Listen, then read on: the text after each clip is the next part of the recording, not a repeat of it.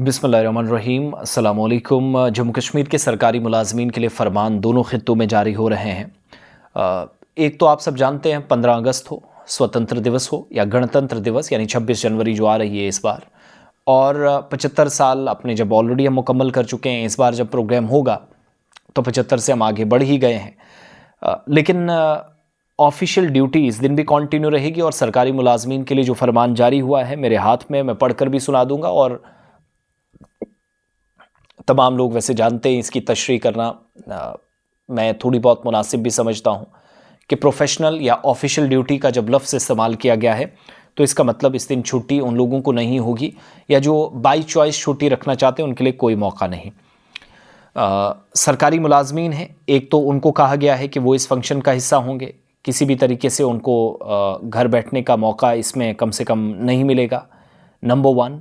Number 2, याद रखिएगा जितने भी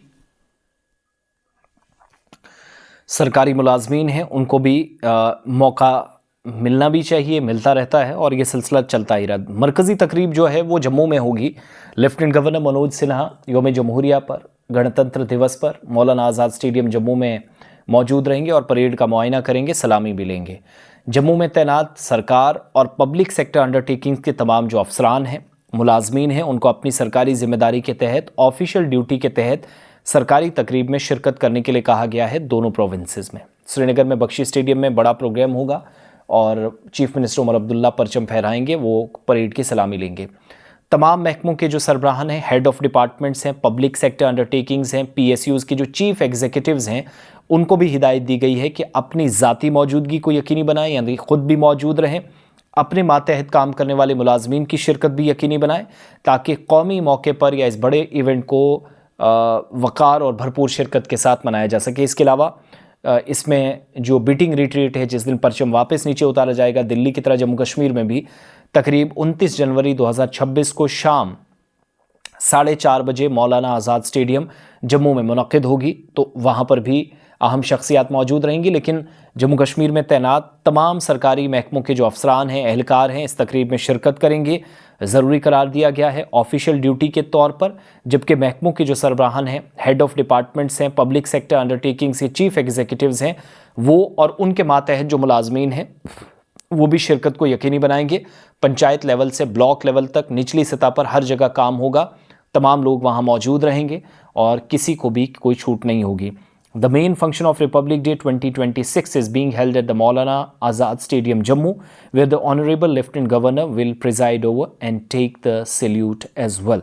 All the officials, officers of the government and public sector undertaking stationed in Jammu, और इसी तर्ज पर कश्मीर के अंदर भी, are called upon to attend the function as a part of the official duty. All heads of departments and chief executives of public sector undertakings shall ensure the on participation and also the employees subordinate to them in the function. Copy सारे financial commissioners को गई है, additional chief secretaries, principal secretary सरकार के, lieutenant governor के, director general of police को, chief electoral officer को, joint secretary को, कमिश्नर सेक्रेटरी सरकार के M राजू साहब, उनकी तरफ से हुक्मनामा जारी किया गया है। तो तैयारियां कर लीजिएगा। सारे के सारे सरकारी मुलाजमीन घर बैठेंगे तो प्रॉब्लम हो जाएगी, वो आप जानते ही हैं, लेकिन एम्प्लॉयज़ जो हैं वो 26 जनवरी पर तकरीब में मौजूद रहेंगे। लोकल लेवल पर, जहाँ डिस्ट्रिक्ट लेवल पर प्रोग्राम्स हैं, ब्लॉक लेवल पर, वहाँ भी उनको कहा गया है वो मौजूद रहें और दूसरे मेन फंक्शंस का भी हिस्सा बनेंगे। हो सकता है आने वाले कुछ दिनों में चॉइस दे दी जाए, लेकिन लगता नहीं है, हर साल की तरह शायद वो एक ट्रेंड बन गया है।